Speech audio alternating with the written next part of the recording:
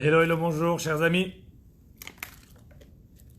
Est-ce qu'on est prêt à l'attaque?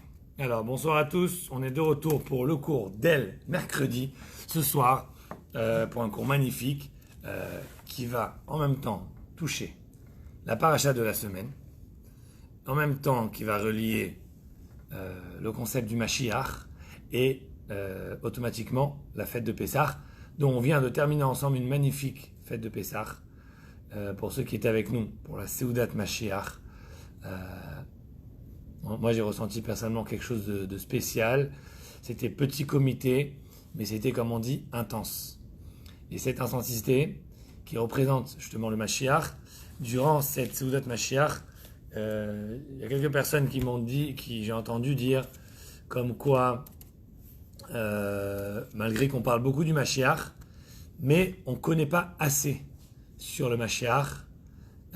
Oh, Émilie, tu as manqué dimanche. C'est pas grave, tu es avec nous ce soir, c'est le plus important. On va essayer de rattraper tout ça. Tu nous as manqué la vérité. Je pensais que tu allais être là, mais c'est pas grave. Alors, ok, le sujet de la semaine, comme on a dit, c'est basé sur la paracha. Dans la paracha de cette semaine, c'est la paracha Shemini, qui va parler de 2-3 sujets. Et ce soir, tonight, on va s'arrêter sur un sujet très particulier qui est les animaux, la nourriture cachère et la nourriture pas cachère. Mais bien sûr, on ne va pas s'arrêter seulement à étudier les animaux cachères et pas cachères. On va essayer de comprendre derrière tout ça, quelle est la profondeur, quelle est l'explication et surtout, quelles sont les leçons qu'on peut apprendre de ça. Alors, pour ceux qui sont avec nous dans le cours, faites un petit hi, faites un petit like, dites que vous êtes là, dites bonsoir. Voilà, moi je vous dis bonsoir. N'hésitez pas à dire bonsoir. Et voilà. Ouh, j'étais à l'hôpital. Ah, Émilie, je vais t'appeler, tu vas m'expliquer ce qui s'est passé. On espère que c'est rien de grave. Mais dans ce cas-là, sache qu'on a pensé à toi. Et que si Dieu veut, on rattrapera ça très bientôt. Ok? Alors, tout simplement, dans la paracha de cette semaine, la Torah elle va nous décrire, nous citer la nourriture, essentiellement la viande, les poissons, les oiseaux, qui sont cachères, qui sont donc permis à être mangés, et ceux qui sont pas cachères et qui sont interdits à être mangés. Alors on va commencer par les animaux. Pour ceux qui veulent suivre, c'est le Chumash Vaikra, chapitre 11, et dans les psukim 3, 4 et 5. Et un peu plus, ok? Alors ça dit comme ça. Vaïdaber Hashem en Moshe vel Aaron les morts, Aléem. Dieu il a parlé à Moshe et à Aaron et il leur a dit, je vous lis rapidement, Zot achaya asher tochlu, voici les animaux que vous aurez le droit de manger. Mikol abema asher ala haaretz, de tous les animaux qui existent sur terre. Écoutez bien cette phrase, elle est hyper importante. Mikol abema asher ala haaretz, de toutes les bémotes qu'il y a sur terre. Combien d'espèces d'animaux il y a sur terre? Quelqu'un peut Google et nous mettre ça sur le commentaire, s'il vous plaît. Combien d'espèces d'animaux existent-ils? How many species of animals exist? Très la Torah dit, Mikol abema asher ala haaretz, de tous les animaux qui existent sur la terre, donc qui existaient, qui existeront, eh ben, on a un petit like de qui? Ça c'est un bon ami. Raphaël Sofer. Raphaël il est avec nous. Raphaël, Tagid Shalom. Tagid hello. תעשה רעש, למה לא שומעים אותך? אתה עובד במוזיקה כל היום, לא שומעים.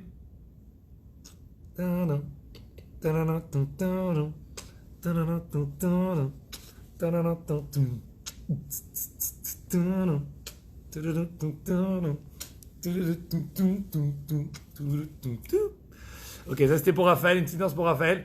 N'oubliez pas les gars alors, combien d'espèces il y a dans la Torah? Moi je ne connais pas la réponse, donnez la réponse s'il vous plaît. Shalom, shalom lecha, shalom la mishpacha, shalom lekulam. Et la Torah elle dit très simple. Ech teda ma kasher ma lo kasher. How do you know what's kasher and not? And comment tu sais? Tu vois les trois langues là, on y va. Comment tu sais un animal qui est kasher ou qui n'est pas kasher? Je vois que dès que je fais une petite danse, les montants de personnes qui suivent le cours, il augmente. On était à 6 personnes, j'ai fait une danse, on est à 9. Si je fais une autre danse, on va être à combien là? Je suis chaud là. Toum, toum, toum. Toum, toum, toum. Toum, toum, toum. Toum, toum, toum. Ah, oh purée. On a augmenté encore les lives. Bon, on va pas trop danser parce que à ce moment-là, on n'aura plus le temps pour étudier. Mais alors, la Torah, elle continue. Elle dit Kol ma fresette par ça. Tout animal qui a le sabot fendu, Veshosaat chez ça. Ça veut dire aussi fendu. Prasot. Ma'alat gera et qui rumine. Babema dans les animaux. Ata. Ota tochelu. C'est cela que vous allez manger. C'est quand même curieux. La Torah, elle nous donne des signes pour nous dire c'est quoi les animaux que tu as le droit de manger et c'est quoi que tu n'as pas le droit de manger. C'est quoi les signes? 2 signes. Il faut qu'il y ait les sabots fendus et qui ruminent. J'ai trouvé quelque chose de très très intéressant cette semaine dans ce Chumash que je vais partager avec vous, surtout en images. Ah voilà. Allez, j'ai trouvé ça. Ok, donc vous avez ici 3 catégories d'animaux. Et le kasher, c'est celui-là. Le sabot, il est fendu et il est kasher. La même chose pour l'animal qui rumine. Alors, le concept de ruminer, c'est que la nourriture, elle rentre ici. Il y a 1, 2, 3 estomacs. Je ne sais pas si tous les animaux, ils ont 3, mais il faut minimum, tiens, je mets la bouche là, vous m'entendez. Il faut minimum 2 estomacs, je pense. Je ne suis pas expert là, mais je vous dis ce que je pense. Et là, la nourriture, elle descend et elle revient. D'ailleurs, attends, je vois la flèche. Oui, 1, 2, 3. Regardez comment ça c'est. C'est incroyable. Attendez, je vous le mets. La nourriture, elle vient par là. Ok? Comme ça. La nourriture, elle vient par là. Elle reste un peu dans cet estomac. Elle reva par là. Elle va dans cet estomac. Elle revient. 2. Il y a le petit 2 ici. Et là, ça, c'est la bouche. C'est-à-dire que l'animal, par exemple, la vache, tu vas la voir des fois, tu vas visiter un truc. Il commence à mâcher. Tu dis, mais qu'est-ce que tu mâches? T'as rien mangé, là, tu es en train de mâcher. Ben, en fait, c'est la nourriture qui est rentrée, qui a mangé il y a 1 heure. Elle ressort.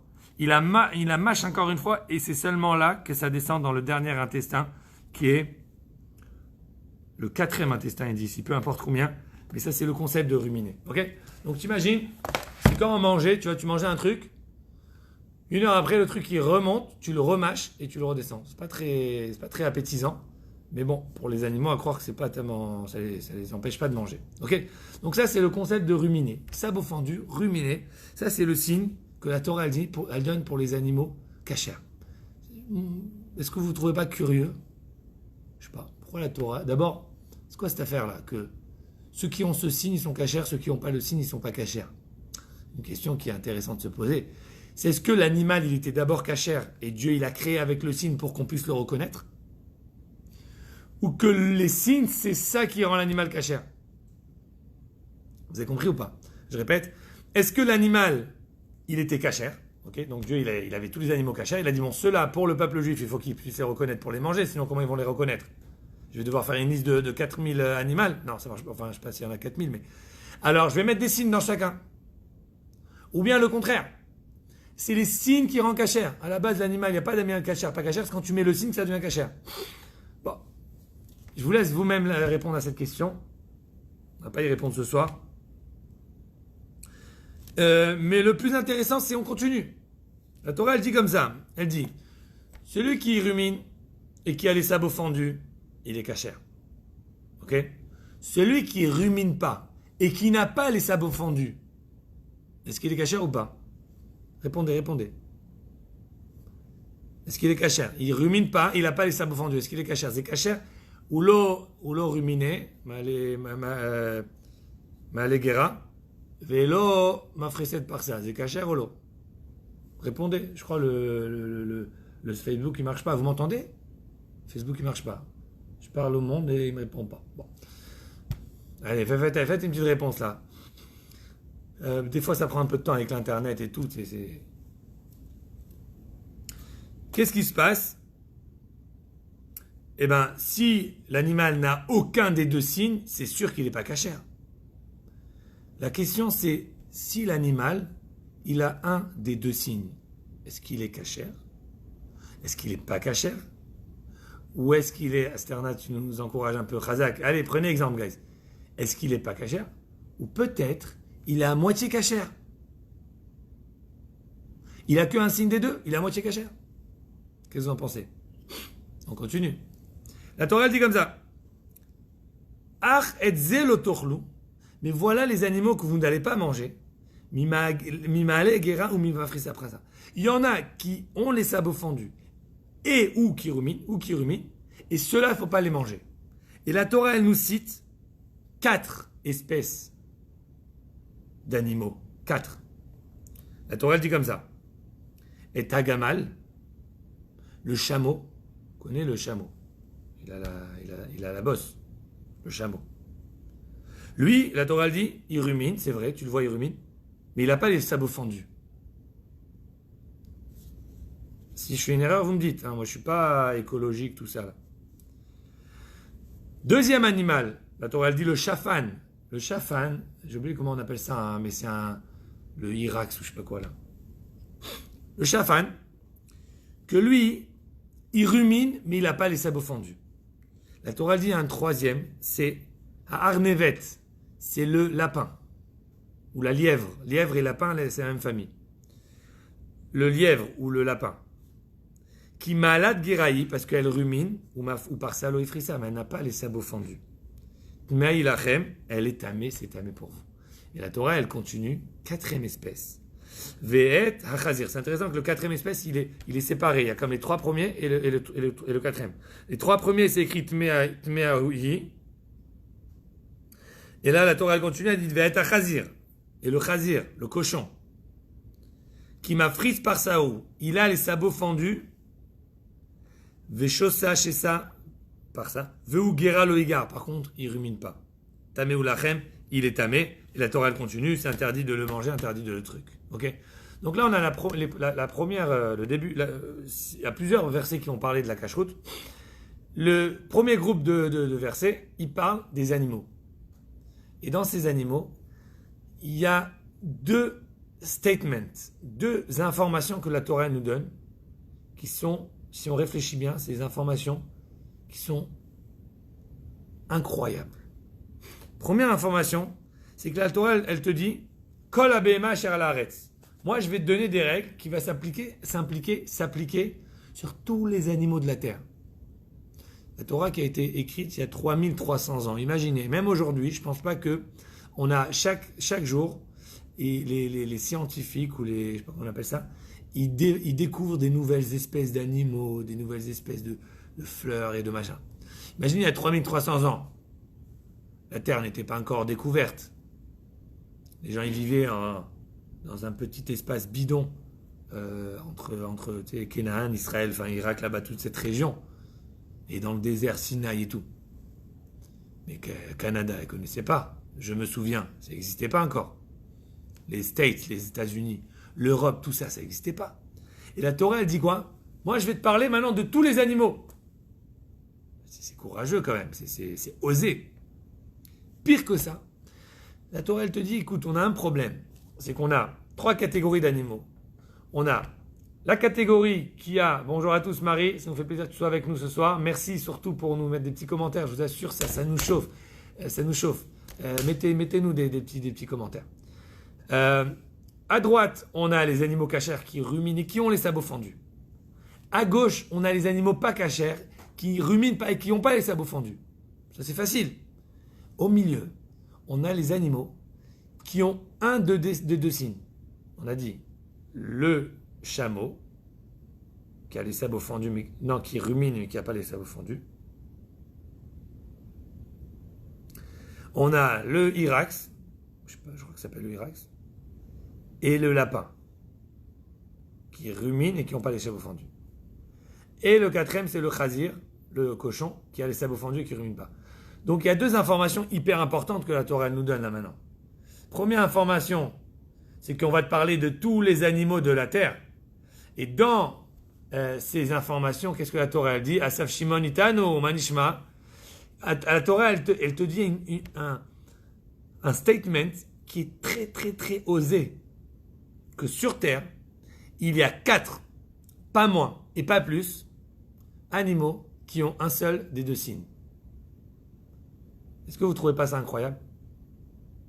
Pour quelqu'un qui avait un doute, est-ce que la Torah a été écrite par Dieu ou par Moshe à travers la connaissance de Dieu, ou par l'homme, ça serait ici une preuve irréfutable que la Torah, elle est vraie. Et que la Torah, c'est vraiment une sagesse divine.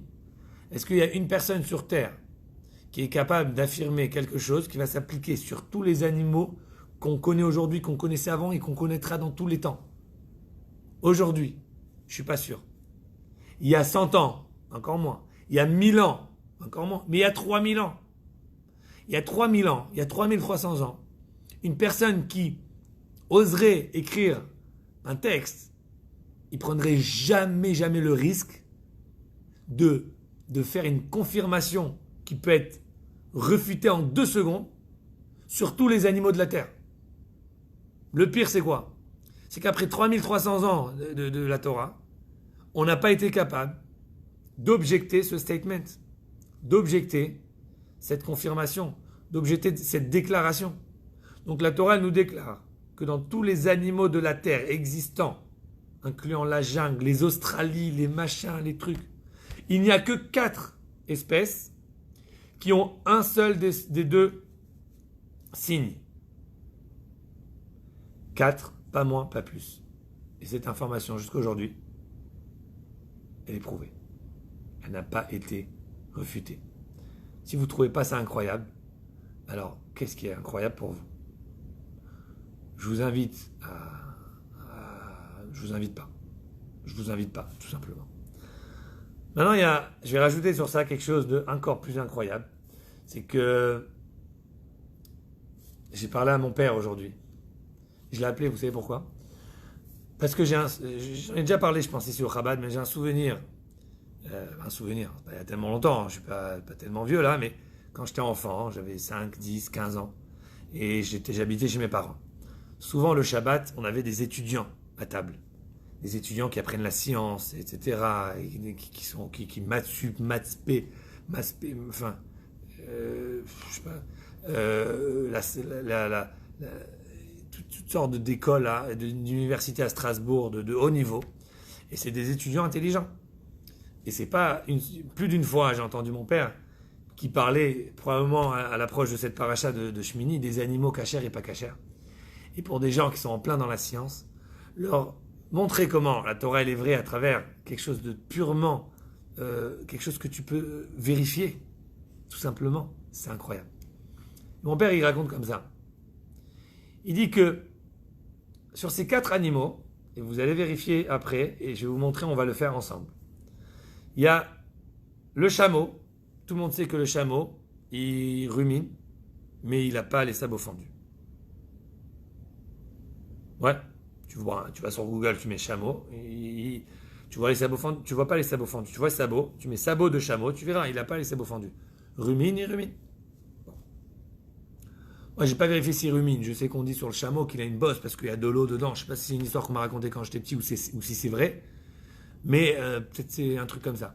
Non, je plaisante. Mais ok, donc le chameau il rumine. Ok, ça on le sait. Le chazir, le cochon, il a les sabots fendus et il rumine pas. Ça tu peux vérifier. Tu vois, sabots fendus, j'ai des photos. D'ailleurs, on dit que le cochon quand il s'allonge, il met les pattes en arrière parce qu'il veut montrer. Tu vois, je suis cachère. C'est comme ça, inconsciemment. Bien sûr, le cochon, c'est pas comme si il a réfléchi, mais inconsciemment, Dieu il a fait comme ça que le cochon il montre qu'il est cachère. Pourtant, il n'est pas parce qu'il faut voir à l'intérieur, voir qu'il n'a pas, il rumine pas. Il n'a pas ses doubles intestins. Après, il y a 2 autres animaux, c'est le chafan. Le chafan, c'est le Irak. On ne va pas trop parler de ça aujourd'hui. Je ne connais pas trop les détails là-dessus. Mais c'est le lapin. Est-ce que quelqu'un parmi vous avez un lapin à la maison? Est-ce que vous avez déjà un peu étudié le système digestif du lapin? Est-ce que le lapin, il rumine, oui ou non? Quelqu'un, répondez-moi. Marie, je suis sûr qu'elle connaît la réponse de ça. Est-ce que le lapin, il rumine ou pas? Qui d'autre on a ici en live? On a qui? Mince, non, attends. The friend won't be able to watch the live unless... Kamel Hammer with fat. They break down to water when needed. Okay, Cheryl, thank you very much. Thank you. I knew something was true, but okay. So, je vois qu'on a du peuple ici qui nous suit. Est-ce que le lapin, il rumine? Check sur Google. Est-ce qu'il rumine? Et comme ça, mon père, il raconte. je dis il raconte parce que certainement il raconte encore, et grâce à Dieu, il dit comme ça. Il dit que pour des années, quelles des années, des centenaires, les gens ils se posaient la question, comment la Torah elle dit que le lapin il rumine alors qu'il rumine pas? Le lapin c'est un rongeur. En général, quand tu parles des vaches, tous les animaux qui ruminent, c'est les gros animaux, ils mangent des choses dangereuses. D'ailleurs, pourquoi ils ruminent? C'est parce que quand ils mangent, il y a des choses qui sont pas, tu sais, ils mangent n'importe quoi par terre. Alors Dieu, il a fait que ça rumine pour que ça travaille bien la nourriture, etc.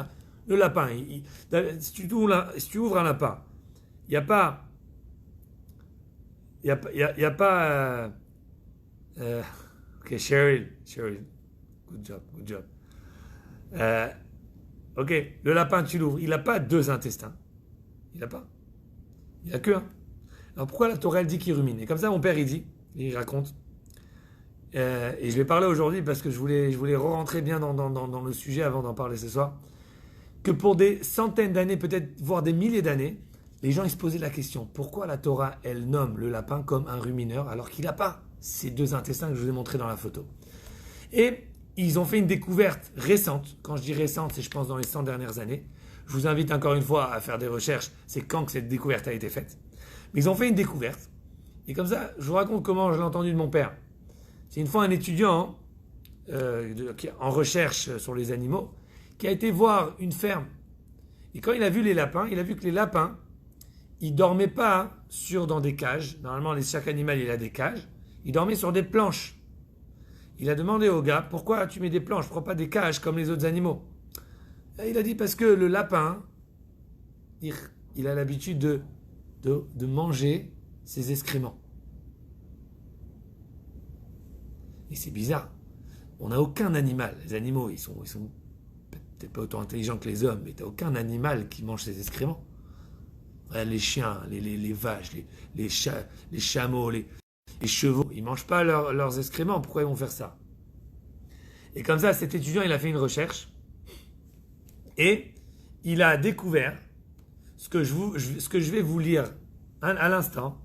Et d'ailleurs, je vais poster le lien, c'est en français bien sûr. Je vais poster le lien ici sur le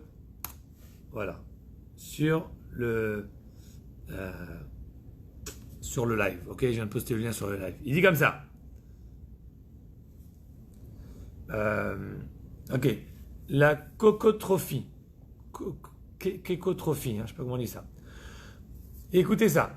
Vous vous êtes peut-être déjà inquiété de voir le matin votre lapin manger ses crottes, ses excréments. Mais des crottes molles. Donc c'est comme si quand le lapin il fait ses besoins, il a différents. Il y en a qui sont un peu durs, il y en a qui sont un peu molles. Ok, quand je parlais avec mon père, il m'a dit, si tu racontes ça à table, raconte ça à la fin du repas. Il faut plutôt s'inquiéter s'il ne les mange pas. Pourquoi? En effet, ces kékotrophes sont fabriqués la nuit dans le kékom.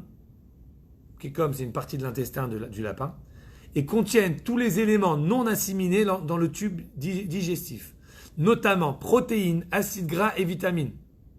Et continue, la durée digestive, c'est 4 à 5 heures. C'est-à-dire que le lapin, quand il mange le soir, toute la nuit, il digère, mais en vérité, le matin, il fait ses besoins, mais il a un autre intestin que quand il fait, c'est pas des excréments, c'est justement des éléments nutritifs, les protéines et les machins et les vitamines, et il les remange à la fin. Et ça rend le lapin ruminant.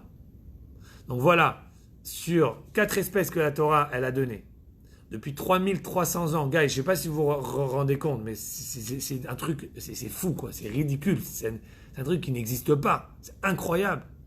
Il y a 3300 ans, la Torah elle nous dit il y a 4 animaux uniquement qui ruminent ou qui ont les sabots fendus, qui ont un seul des 2 signes. Sur ces 4, il y en a un dont on s'est toujours posé la question et ça a pris peut-être un autre 3000 ans pour découvrir que la Torah elle avait dit vrai et que ce 4e, il rumine.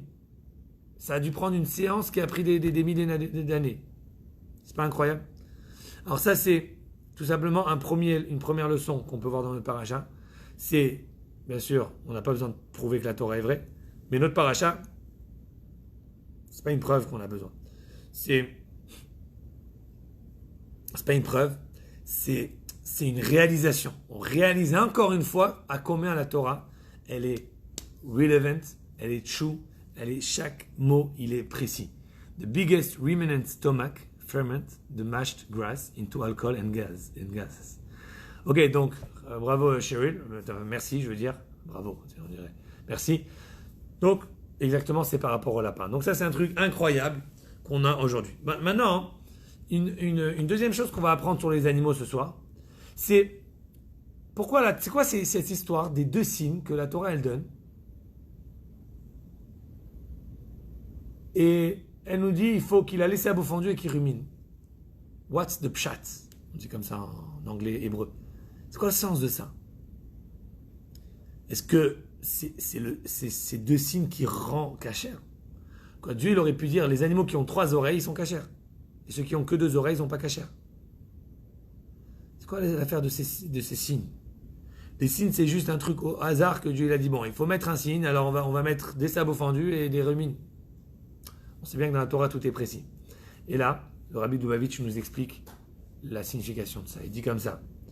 Il dit, ces animaux qui ruminent et qui ont les sabots fendus, eux, tu vas les manger. Pourquoi? Parce que eux, tu peux les élever. Eux, tu peux te servir. Eux, ils ont un certain raffinement en eux. Pourquoi?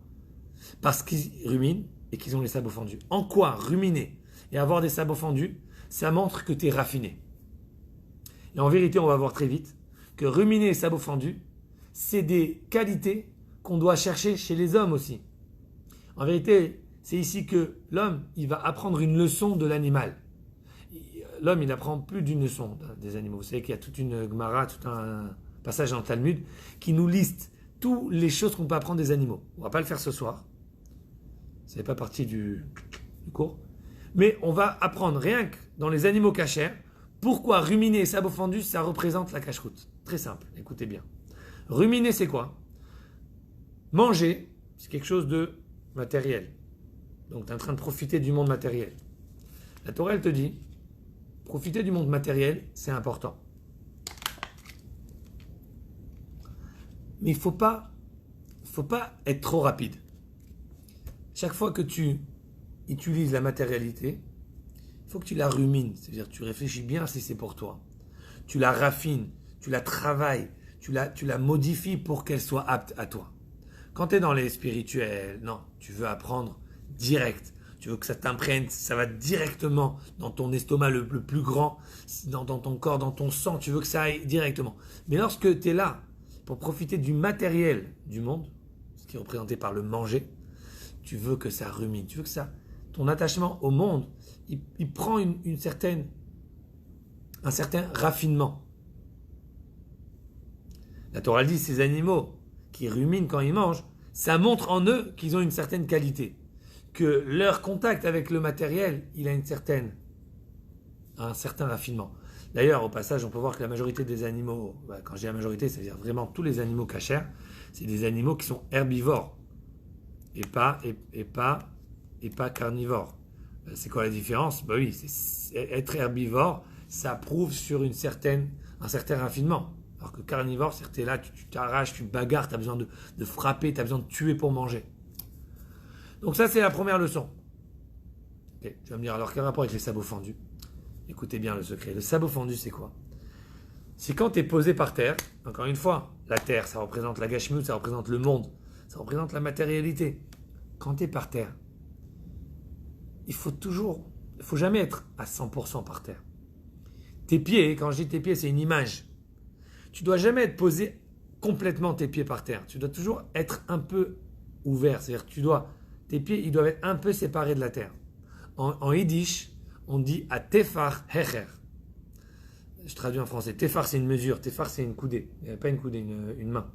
À tefar hecher. Tu dois être un tefar au-dessus de la terre. Tu ne dois pas être complètement... C'est-à-dire, la Torah, Dieu, il nous a créés sur terre. Pour te déplacer, tu es obligé de marcher. Tu ne peux pas vivre en l'air. Ils ont créé le hoverboard. Tu connais le hoverboard? À un moment, ils ont pensé que tu vas avoir une planche et qui va te faire survoler comme ça. Peut-être ça va exister. Pour l'instant, ça n'existe pas. Ce concept-là de survoler la terre, physiquement, aujourd'hui, ça n'existe pas. Même que nous, on a les avions c'est autre chose. Mais spirituellement, quand tu marches par terre, tu dois être un peu surélevé de la terre. Tu ne dois pas être complètement pris dans la gashmut, dans le matériel. Okay. Donc ça, c'est deux approches. Dieu, il veut que tu touches le matériel. Il veut que tu te maries. Il veut que tu aies des enfants. Il veut que tu manges. Il veut que tu fasses du sport. Il veut que tu fasses tout. Mais attention. Numéro 1, sois un petit peu surélevé.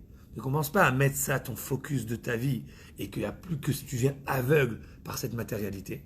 Et 2, quand tu profites de ça, sache le ruminer, le travailler, le raffiner et le rendre quelque chose de plus spécial.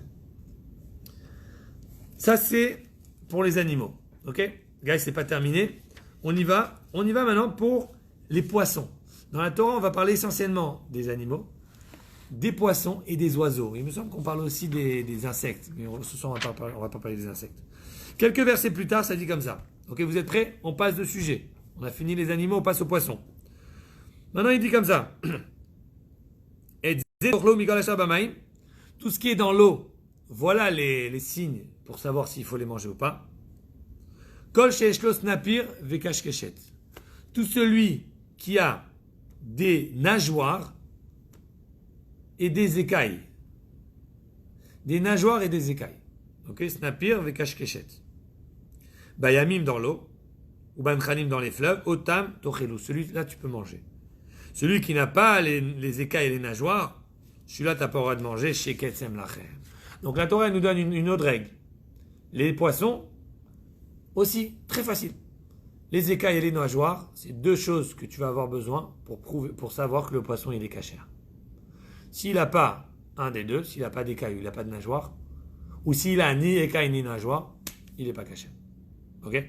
Du coup, tous les fruits de mer, tous les poissons qui n'ont pas les écailles, hein, tout ça, ils ne sont pas cachers. Interdit d'aller dans les restaurants, s'ils ont des restaurants, ils vont bref, on ne va pas rentrer dans ces détails. C'est pas cacher.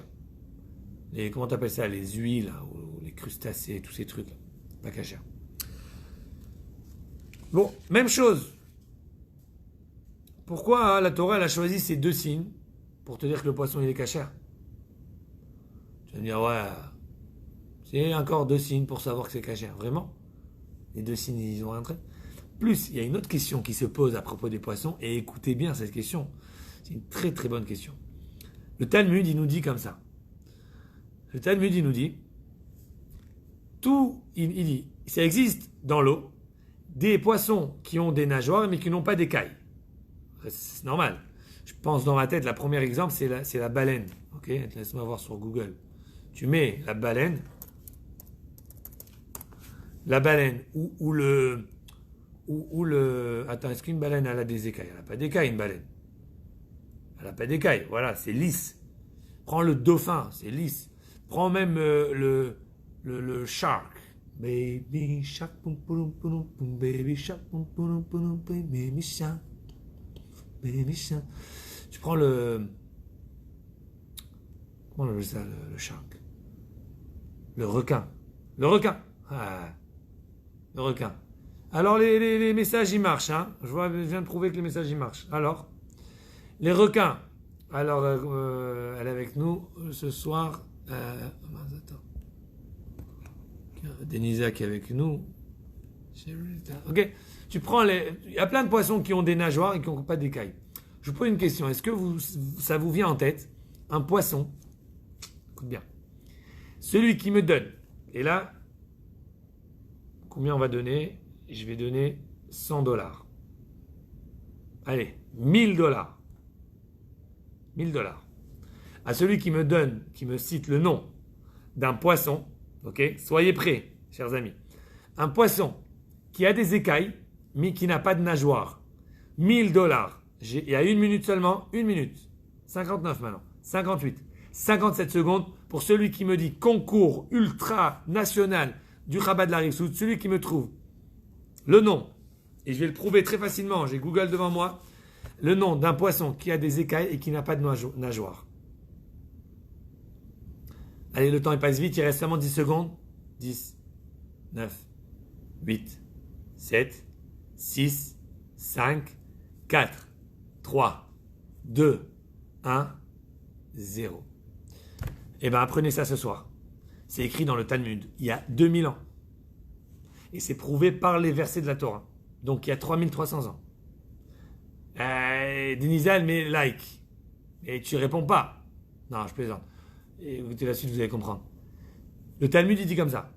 Il dit en vérité, dans les poissons de la mer, ok, donc certainement un des rabbins, il était plongeur, parce qu'il faut être plongeur pour savoir ça. Dans les poissons de la mer, ça n'existe pas dans aucune mer du monde, de la terre, du ciel. Les mers du ciel, imagine. Ça n'existe pas un poisson qui a des écailles et qui n'a pas de nageoire. Encore un truc qui me dépasse. Aucune idée, il n'y en a pas. Denisa, bravo. Point d'interrogation, tu n'es pas sûr de toi, évidemment. Le Talmud, il nous déclare, il y a 2000 ans, encore il y a 2000 ans, ils n'avaient pas découvert les mers d'Australie et les mers de Tartampion. Je ne sais pas si vous réalisez là. Moi ce soir, après le cours, je saute dans la mer. Je vais être le seul poisson qui a des écailles, qui n'a pas de nageoire. C'est incroyable. Et le Talmud, il nous dit, on apprend ça du verset. C'est-à-dire que déjà, il y a 3300 ans, le verset, il nous disait, c'est pas écrit clair dans le verset, donc je ne vais pas rentrer dans cette partie, mais celui qui veut la référence du Talmud, je vais vous la donner. Rien que demandez-moi ici sur le chat, c'est quoi la référence du Talmud, et je la mettrai après le cours. Là, j'ai pas en tête. C'est en Choulin. Il faut que je retrouve la page exactement. Et le Talmud, il dit comme ça. Le Talmud, il dit comme ça. Vous savez quoi? Je peux trouver la référence. Je peux trouver la référence en 2 secondes. Le Talmud, il dit, ça n'existe pas un poisson qui a des écailles et qui n'a pas de nageoire. Okay, moi, après ça, si vous n'êtes pas genre, si vous ne faites pas le smiley face du envoyez-moi un petit smiley, le smiley face qui fait waouh. Alors là, je comprends plus rien. Ok? Attends, je vais vous montrer c'est quoi le smiley, de quel smiley face je parle. Ok? Smiley face. Attendez. Non, je sais pas. Ok, on va le trouver. Ok? Donc là. Non, c'est pas le bon ça.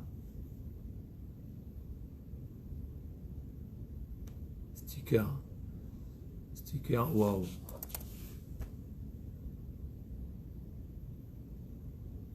Voilà. Là, on discute. Voilà, je vous ai mis un petit sticker. Voilà, c'est un truc, ça. C'est waouh. C'est incroyable. Ok, donc, qu'est-ce qui se passe? Ouah, Kazakhstan. Ça, c'est celui-là. Ça, je l'aime bien faire celui-là. Ok. Anyway, comme ça, le Talmud, il dit.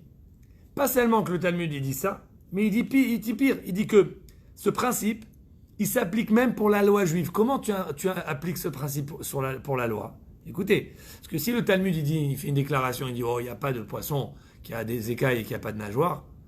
Bon, tu veux dire si un jour on découvre qu'il y en a, bon, ok, ils voulaient dire il n'y a pas dans les marchés aujourd'hui. Le Talmud il dit une loi, une halakha, une règle. Il dit un jour, tu es au marché de poissons. À Cancun, en Australie, en Californie, en France, en Europe, au Canada, peu importe où tu es, comme ça le Talmud il te dit pas de pays. Et il dit là-bas, tu vois, ils vendent un poisson, et le poisson, il n'a pas de nageoire. Je sais pas, peut-être ils l'ont coupé, ou peut-être il n'a pas de nageoire. Il a que des écailles. Il est cachère, tu as le droit de le manger. Attends, la Torah dit qu'il faut avoir des nageoires. T'as me dit non. Parce que ça n'existe pas qu'il n'a pas de nageoire. Comme c'est sûr qu'il a des nageoires. S'il les a pas ici, c'est le gars, il les a coupées. Ou mieux, il y a un autre truc intéressant, mais c'est... je crois que le Talmud il ramène qu'il y a des poissons que quand tu les sors de l'eau, ils perdent leur nageoire. Vous connaissez ça? Vous allez me dire, je suis sûr que vous connaissez. Ça se trouve c'est des poissons, c'est un poisson connu là, genre le merlan, tu sais, ou le saumon. Je sais pas, je suis pas expert. Mais la loi elle dit, il y a même des poissons que quand tu les tires de l'eau, ils perdent leur nageoire. Mais comme ils ont des écailles, nous on sait qu'ils ont des nageoires et c'est cachère. Rabbi, I'm back. Hey! Hey, Teddy, what are you doing in the market? You don't buy, you don't sell, all you do is trouble. Hey, Teddy, Tendi, what are you doing in the market? You don't buy, you don't sell, all you do is trouble.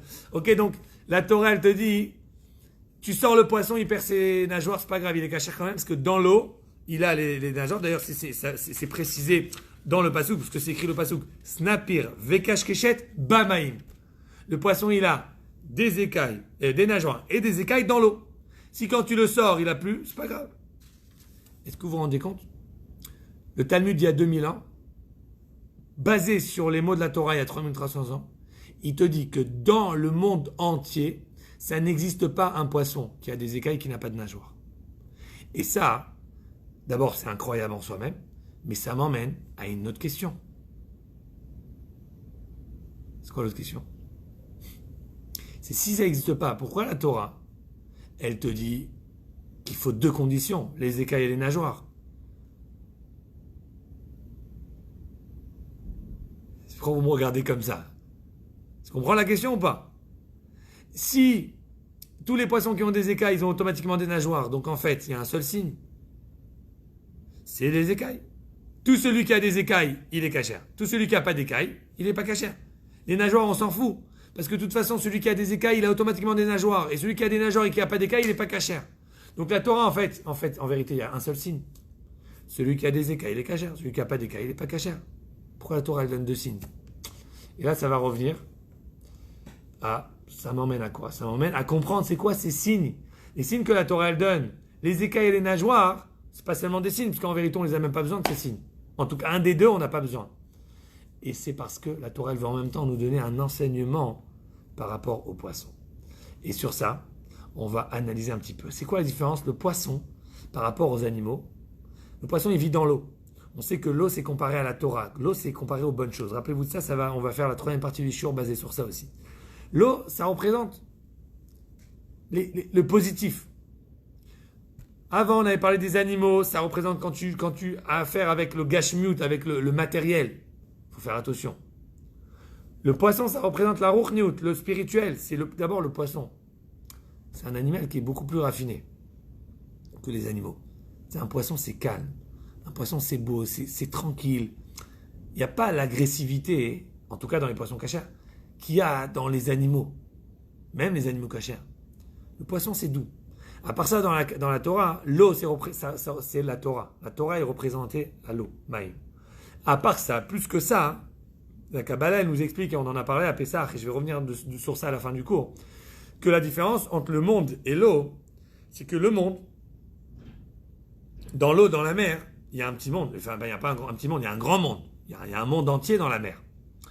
Seulement, on ne le voit pas. Et la Kabbalah, elle dit comme ça. La Kabbalah, elle dit que la mer, ça représente Alma Deit Kassia, le monde caché. Et la terre, ça représente le monde dévoilé. C'est quoi qui est plus élevé, le monde caché ou le monde dévoilé? Le monde caché. Parce que quand c'est caché, c'est-à-dire que ça cache quoi? Ça cache la divinité de Dieu.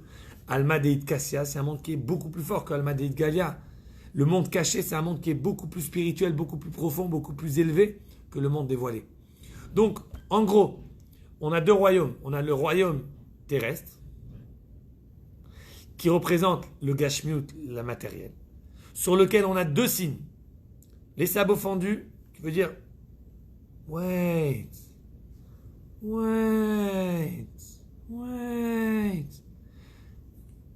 Doucement.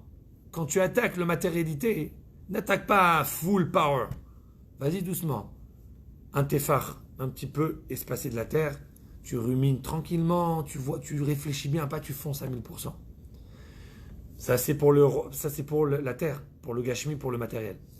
Quand tu attaques le monde spirituel, la Torah te dit attention. Tu as aussi deux conditions. Les écailles et les nageoires. C'est quoi la différence entre les écailles et les nageoires? Réfléchissez, vous allez voir, c'est beautiful. Et ça, j'aimerais le dire au nom de ma mère, ma chère mère, parce qu'aujourd'hui, quand j'étais au téléphone avec mon père pour parler des lapins, ma mère qui a repris la suite, pour ceux qui connaissent ma mère, ils savent que c'est pas ce qui manque, elle pourrait être 3 fois rabbin plus que moi. Et elle m'a expliqué cette belle explication, basée bien sûr sur une explication du Rabbi Lubavitch, que c'est quoi le concept du poisson? Le poisson, c'est l'avancement spirituel, c'est l'épanouissement spirituel. Et lorsque tu es dans ton épanouissement spirituel, tu as besoin de deux choses.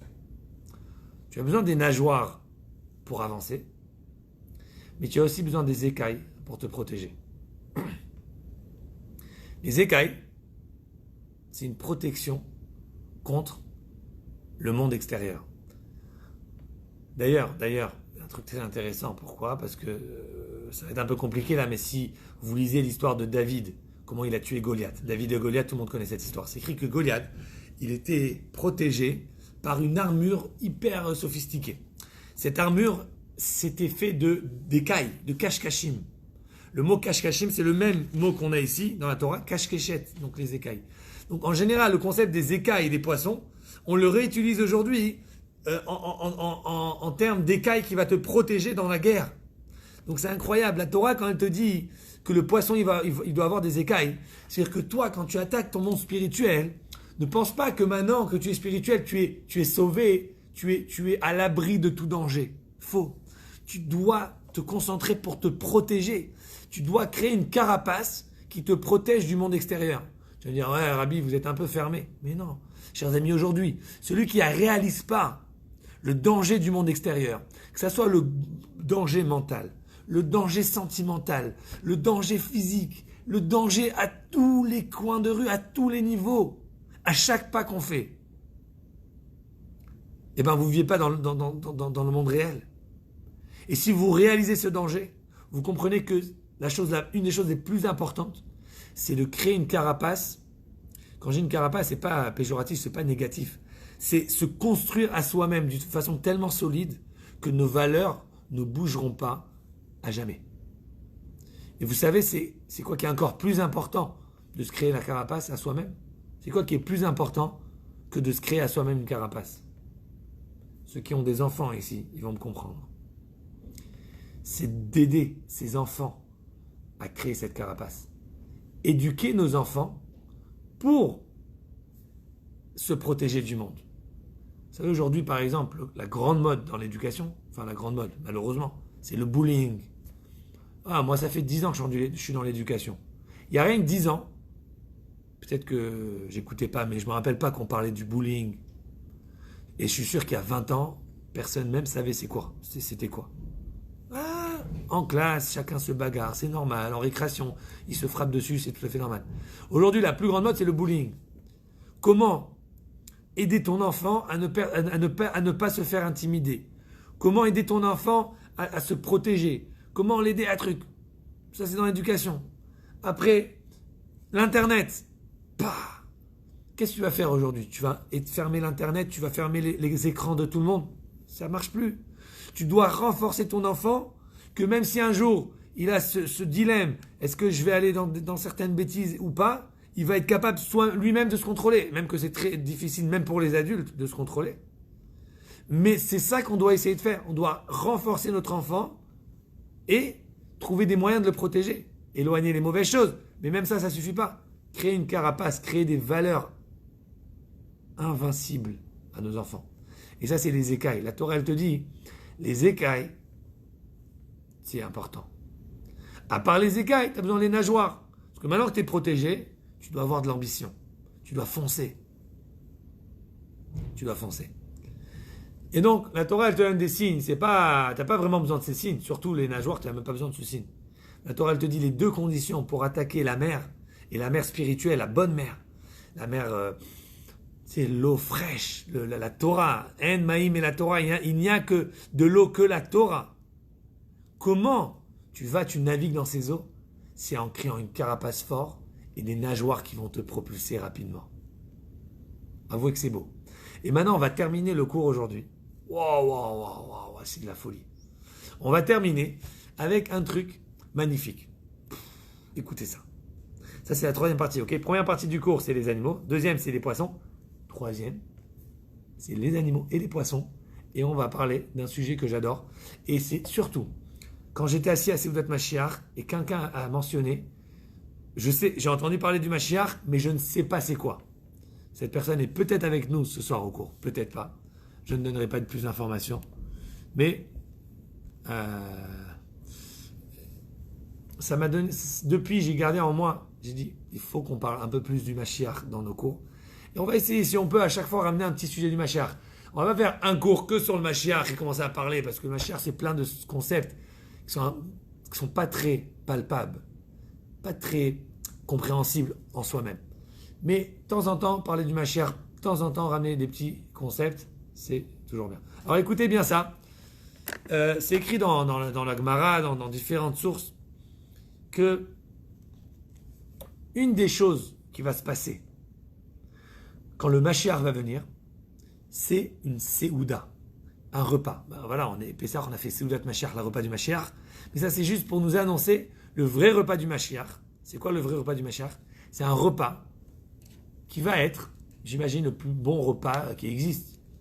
Le chef cuisinier, c'est le Mashiach. Quel Mashiach? Le chef cuisinier, c'est Dieu lui-même. Et la Torah, dans certains livres, elle nous décrit cette Seouda. Et elle dit comme ça. Elle dit, sur Terre, il y a deux animaux qui sont hors du commun. C'est des animaux qui sont un peu extrêmes. C'est quoi? Un, c'est le Léviathan. Et un, c'est le Shor Abar. Alors, ceux qui n'ont jamais entendu parler du Léviathan et du Shor Abar, c'est le moment de l'entendre. Léviathan, c'est un poisson énorme dans la mer. D'ailleurs, aujourd'hui, en hébreu, ils utilisent le mot Léviathan pour te dire la baleine. En hébreu, on appelle ça un Léviathan. Mais le vrai mot original, Léviathan, c'est pas une baleine. Baleine, c'est très gros, mais Léviathan, c'est un poisson énorme que le Talmud, d'ailleurs, il en parle. Il te raconte des trucs, le Talmud dessus, incroyable. Et le premier qui en parle, c'est dans le Chumash, dans la Torah, dans Bereshit, au début de la Torah. Quand c'est écrit que Dieu, il a créé les poissons, c'est écrit Dieu, il a créé les grands poissons. Vous savez, quand la Torah, elle dit grand, c'est pas 2 mètres et demi, ou 4 mètres 50. Non. Les grands, c'est vraiment grand. Et Rashi nous dit, c'est quoi ce grand poisson? C'est le Léviathan.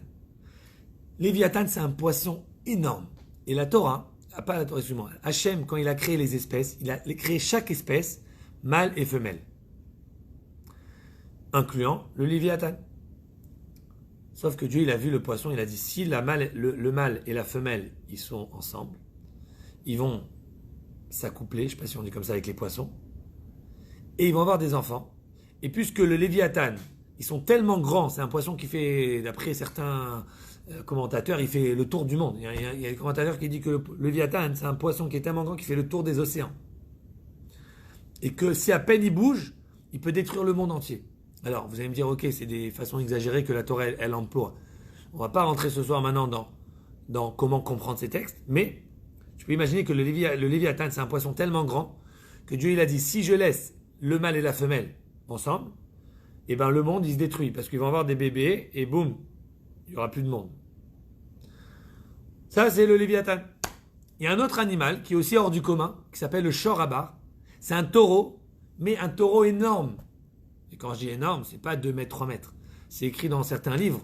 Ok, je ne vais pas vous ramener toutes les références, mais dans certains livres, ça dit que le Shor Abar, il fait la taille d'une montagne. C'est-à-dire que toi, tu peux être en train de marcher sur une montagne, tu ne sais même pas que c'est en vérité le Shor Abar. Un taureau énorme. Bon. Le Midrash, il nous dit que un jour, quand le Mashiach va venir, ça c'est qui est avec nous là ce soir? Attends, je vois. Non, c'est qui vient nous faire un petit like? Johan, il est avec nous. Gabriel Haroche, il est avec nous. On a Denis Hachel, Roger, Asaf Shimon, Ami, Atapo, Veloyadati, Mazé, Tagit Shalom. Il dit quelque chose. Raphaël, Rivka Loulian, Émilie, Sarah Schneider et plein d'autres gens qui sont avec nous, Denisa et d'autres que j'ai manqué, désolé. Ça c'est Johan, Ok. Johan, fais-nous coucou. Comme ça, le Midrash, donc la Torah, elle nous raconte que quand le Mashiach va venir, il y aura une bagarre, une guerre entre le taureau qui s'appelle le Shor Abar, ce taureau énorme, et ce Léviathan, ce poisson énorme. Ils vont se battre. Chacun va essayer de tuer l'autre. Sauf qu'il y a un moment où le Shor Abar, c'est un taureau qui a des cornes, il va venir pour encorner le poisson. Il va comme ça faire. Il va lui faire bam comme ça sur la tête. Et quand le poisson, il va tellement, enfin c'est une bagarre, c'est. Et le poisson à ce moment-là, il va prendre sa queue, il va l'envoyer sur le Shor Abar, que le Shor Abar, je fais une parenthèse, Johan, il a partagé le cours, ça j'ai un bravo, J'encourage tout le monde à partager ce cours, si vous l'aimez. Si vous l'aimez pas, surtout ne partagez pas. Ça va gâcher votre profil Facebook qui est déjà tellement beau comme ça. Alors, si vous pensez que je peux rajouter un peu dans votre profil Facebook, allez-y, partagez-le tout de suite. Et le Facebook, il m'annonce celui qui partage. Ok? Attention, je surveille. Alors voilà que le poisson, le Léviathan, il va et rac, il fait la shrita. Donc il égorge le Léviathan, pendant que le Léviathan, il est encore, et les deux, ils vont mourir. À ce moment-là, qu'est-ce qu'il va faire Dieu? Il va prendre viande et ce poisson, il va faire un repas pour, c'est écrit pour les tzadikim, mais c'est aussi écrit que Kulan tzadikim, il va faire un repas pour tout le monde, et ça va être la Séouda du Mashiach. T'as loupé tout le début, mon ami, et tu le partages pour le revoir. Waouh, j'adore ça. Et pour partager en même temps. Allez-y, les gars, j'adore. J'adore. Johan, tu me fais un kiff. Imaginez cette histoire. On peut faire un film. Je pense pas qu'ils ont déjà fait un film de ça, mais on pourrait. Le Shorabar qui attaque, le Léviathan qui envoie la queue, et rac, les deux ils meurent. Dieu il dit, c'est sûr, c'est Dieu qui fait tout ça. Il dit, allez-y tout le monde à table, on a du bon poisson et de la bonne viande. Et comme ça, le Midrash il termine, il dit, qu'est-ce qu'on va prendre pour le dessert? C'est de la... non, il ramène pour le dessert, j'ai oublié c'est quoi pour le dessert. Il ramène un dessert, je crois, des grenades spéciales, un truc. Mais avant le dessert, il dit, avec la viande, tu manges quoi avec la viande? Tu vas pas prendre boire du coq, du vin. On appelle ça le yayin ameshumar. Le vin qui est gardé depuis la création du monde, Dieu il a gardé du vin de côté. Ce vin, il va être utilisé pour la Séouda du Mashiach. Ne me dites pas que ça ne vous donne pas envie. Même celui qui est végétarien, s'il sait que c'est Dieu qui a fait la shrita du taureau avec le Léviathan, je suis sûr qu'il va manger aussi et qu'il va se joindre. En plus, c'est un taureau qui a pas de bactéries, enfin, tu sais, qui n'a pas tous les problèmes de la viande aujourd'hui. Je vous assure, on va tous se joindre, vegan, pas vegan, végétarien, pas végétarien, pour profiter de cette viande et de ce poisson avec ce bon vin. Voilà comment la Torah, elle décrit cette Séouda du Mashiach. Et moi, je vais vous poser une question. Quel rapport tout ça avec notre shiur d'aujourd'hui? Incroyable. On a parlé aujourd'hui des animaux et des poissons. Je voulais parler aussi des oiseaux, on n'en a pas parlé, ça sera un autre jour. On a expliqué comment le royaume des animaux, le royaume des poissons, représentent en réalité deux royaumes complètement différents. Spirituellement, deux extrêmes. D'ailleurs, je vais même vous rajouter un petit truc pour ceux qui étaient au Chabad pendant Shabbat, ou ceux qui ont étudié le Likutei Torah, c'est ramené dans plusieurs Sfarim. C'est expliqué que l'ouverture de la mer Rouge que les Juifs ont vécu 7 jours après la sortie d'Égypte, en vérité représente spirituellement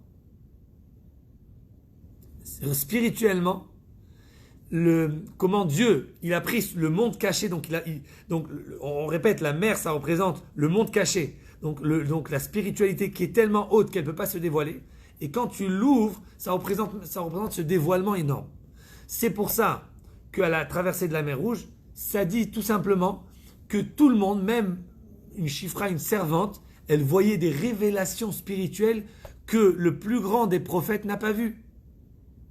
Parce qu'en vérité, cette ouverture de la mer Rouge, c'était pas seulement un moyen pour les Juifs de passer, c'était une expression de Dieu. C'était une représentation d'un dévoilement intense, énorme d'Hachem.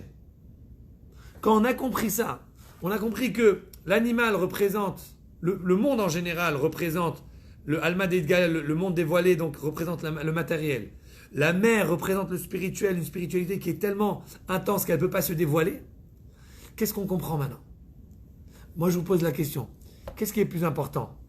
D'être un taureau, donc de vivre sur terre, de profiter de la nature, bien sûr, pas mauvais, on l'a dit. On l'a dit, le taureau, il est cachère, il rumine, il a les sabots fendus. Ou c'est plus important d'être un poisson, de nager dans la mer de la Torah, de passer son temps à prier, à étudier? Qu'est-ce qui est mieux? Qu'est-ce qui est mieux, chers amis? Qu'est-ce qui est mieux? Je vous donne quelques secondes pour répondre. Entre-temps, moi, je réponds à la question de Johan. Vous voyez un peu, c'est ce qu'on appelle interactif, les gars. Johan, il pose, c'est pour ça qu'à Shabbat, on mange du poisson et de la viande? Oui, entre autres. Parce que Shabbat, on sait que c'est une petite partie du Mashiach. Et donc, le poisson et la viande, ça nous rappelle que, attention, quand le Mashiach va venir, on va manger ce poisson et la viande. C'est aussi pour ça qu'on fait kidouche sur le vin. Donc, le poisson, la viande et le vin, c'est les 3 éléments principaux du repas de Mashiach. Chaque fois qu'on fait un repas et qu'on veut mentionner le Mashiach, on va essayer de faire ça aussi. D'ailleurs, c'est intéressant parce que cette Seudat Mashiach, d'habitude, Seudat Mashiach, je mange que de la matzah et du vin. Et cette Seudat Mashiach, j'ai ramené un peu de viande de la maison et j'ai mangé de la viande aussi. En tout cas, c'est quoi la réponse à la question précédente que j'ai oublié déjà? Ah oui, qu'est-ce qui est mieux? D'être un taureau ou d'être un poisson? Répondez. Allez, il n'y a pas de bonne réponse et de mauvaise réponse. Je vous demande à vous, qu'est-ce que vous préférez? Être le taureau, celui qui encorne, celui qui attrape le matériel, qui l'éclate et qui le raffine, qui le rumine, qui l'élève, qui le transforme? Ou vous préférez être le poisson qui passe pas son temps à se battre avec ses envies, avec ses trucs? Tu sais, tu vas au travail, tu as des choses qui se passent, tu as des fois des envies, tu vas constamment te travailler pour rester sur la bonne voie. Le poisson, il est tranquille, il vit dans la mer. C'est incroyable. Regarde, analyse, regarde le poisson. Le poisson, il fait... Tu sais, il se balade, c'est agréable. Tu sais, tu vois les petits aquariums, les petits poissons. Les taureaux, la vache, le taureau. Et là, il fait... Attendez. Je vais mettre un masque. Le taureau, il fait comme ça.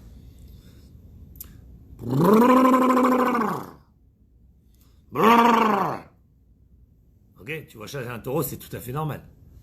Le poisson misken, il fait même pas du bruit. Il fait comme ça. Même pas il ferme les yeux. D'ailleurs, c'est écrit, on demande à Dieu de nous surveiller comme un poisson. Parce que le poisson, il ferme pas les yeux. Il a les yeux ouverts. Après, il fait woup, woup, il bouge un peu. Woup, woup, woup, woup. Qu'est-ce que ça représente, ce poisson? C'est le gars, il vit dans la Torah. Il passe son temps à étudier, à prier. Il n'a pas de stress. Il va chez lui à la maison, il repart. Il n'a pas les soucis du travail. Il n'a pas les tentations du monde, tout ça. Qu'est-ce qui est mieux? Je choisis le Léviathan. Eh ben, Yohan, bon choix. Pour les autres, je suis sûr que chacun a choisi son choix. Et je vais vous dire, moi, c'est quoi la bonne réponse? La bonne réponse, c'est comme ça. C'est que dans la Torah, ça n'existe pas de tuer quelque chose. Ça n'existe pas. Surtout, t'imagines quand le Mashiach va venir. Pourquoi Dieu il va vouloir tuer un poisson? Et pourquoi Dieu va vouloir tuer un taureau? Le Mashiach, c'est un monde où il n'y a que le bon. Pourquoi tu vas tuer? Tuer, c'est négatif. Ça me fait penser à ma belle-sœur qui a partagé une histoire. Sa fille à l'école qui a écrit une petite histoire. Et elle a écrit l'histoire d'une souris qu'ils ont trouvée dans le garage. Et qu'ils ont commencé à mettre des attrape-souris dans toute la maison. Et à la fin, ils n'ont pas attrapé la souris, mais la souris, elle n'est plus rentrée à la maison. C'est une petite fille de 9 ans. Elle termine. Elle dit, alors la souris, elle n'est plus venue. Soit elle est partie, soit elle est morte. Alors ma belle-sœur, elle a partagé ça aujourd'hui, justement. Alors j'ai répondu, bad ending. C'est une fin qui est... Le dernier mot du texte, c'est mort. La mort, c'est mauvais. C'est une blague, parce que tu vas me dire, une souris qui meurt, c'est un good ending pour la famille qui vit avec une souris. C'est un bad ending pour la souris, mais c'est un good. Peu importe, good et bad. Le mot mort, la mort en général, c'est un concept qui est mauvais. Même si tu es obligé de tuer une souris parce que tu veux pas qu'elle te détruise ta vie, mais si tu peux éviter de tuer, tu vas éviter. Tu trouves une araignée, tu peux la tuer ou la sortir dehors. Sors-la dehors. Si tu as très peur des araignées et tu as peur, tu la tues, ça va, c'est pas grave, mais c'est le choix. Pourquoi Dieu il va vouloir tuer? La réponse elle est très simple. Dans le mot tuer en hébreu, pas le mot tuer, mais le mot shrita, c'est l'abattage rituel qu'on a besoin de faire pour utiliser un animal.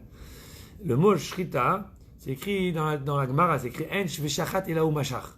La shrita, quand tu fais la shrita, tu dois tirer le couteau. On va pas rentrer dans les détails de l'abattage rituel, je pense pas que vous êtes tous dans l'humeur de ça, mais peu importe, la Torah nous dit le mot shachat, il veut dire tirer. Tirer vers le haut, élever. En vérité, quand tu fais la shrita, quand tu tues un animal, tu es en vérité en train de l'élever vers un monde supérieur. Si c'est un animal, en le mangeant, tu vas l'élever dans le royaume humain. Ah, bien sûr, à condition que tu fais ça correctement. Et comme ça, et c'est ça la leçon que Dieu dit. Dieu dit, le Shorabar, il va tuer le Léviathan. Et le Léviathan va tuer le Shorabar. Le taureau, il va tuer le poisson va tuer le taureau. Pourquoi? Parce qu'à la fin, quand tu te retrouves devant les deux royaumes, le royaume du taureau et le royaume du poisson, la question c'est lequel qui est plus important? Et bien la réponse c'est les deux. Les deux dans chaque façon de faire, il y a une particularité. Et pour une chose, c'est le Sharabar qui est plus haut. Et pour une autre chose, c'est le Léviathan. C'est pour ça qu'en vérité, les deux, ils vont devoir s'entretuer. Parce que quand le taureau, il tue le poisson, il est en train d'élever ce poisson. Quand le poisson, il tue le taureau, il est en train d'élever le taureau. Alors, Dieu, il veut qu'au moment du Mashiach, les deux, ils vont élever un à l'autre. Ils vont se tuer en même temps parce que, à travers ça, les deux, ils vont s'élever. Et je vais terminer ce cours avec un petit sujet qui est écrit, ça c'est basé sur le Likutei Torah.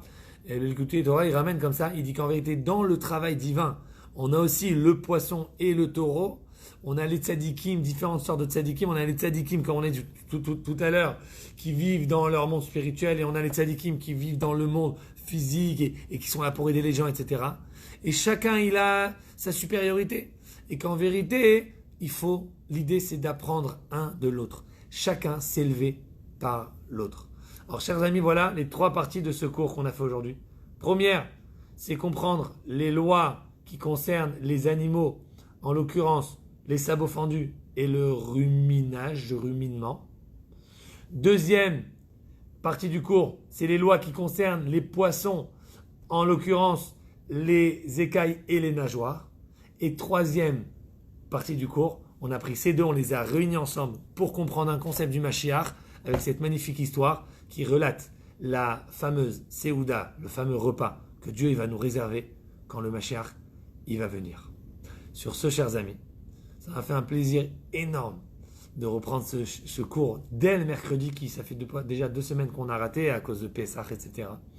Et je vous remercie encore une fois d'avoir suivi ce cours avec nous et on se retrouve, si Dieu veut, à la semaine prochaine. Bonsoir à tous.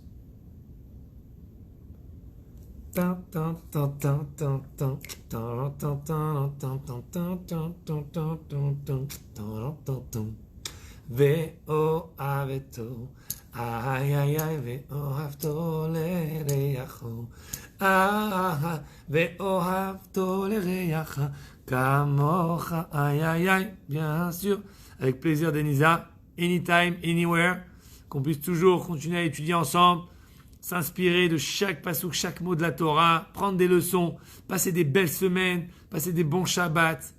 Enjoy your life with cours dès mercredi. Enjoy it.